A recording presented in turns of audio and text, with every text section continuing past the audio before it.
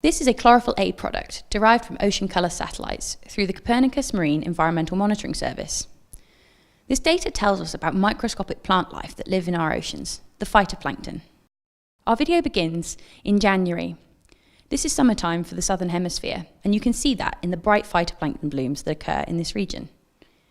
Within the patterns, you can also see other things, such as the chlorophyll associated with frontal zones, and high chlorophyll associated with upwelling along different coastlines, such as the west coast of southern Africa.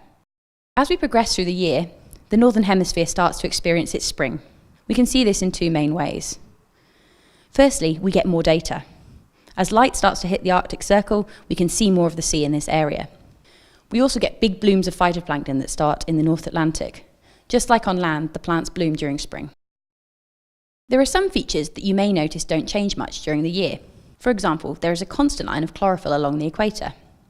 This is the result of ocean circulations driven by the Earth's spin, causing currents to diverge and nutrient-rich water to upwell and fill the gap.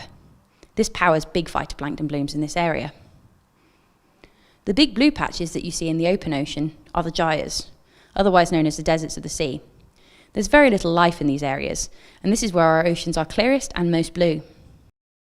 You can see major currents reflected in the chlorophyll image, such as the Agulhas current, passes around the tip of southern Africa, spins eddies off into the North Atlantic and retroflects into the Southern Ocean. You can also see the Kuroshio current around Japan, and the Gulf Stream, which warms the waters of the UK from North America. You can also see the major rivers, such as the Congo and the Amazon river plumes, and how these influence plant life in these areas.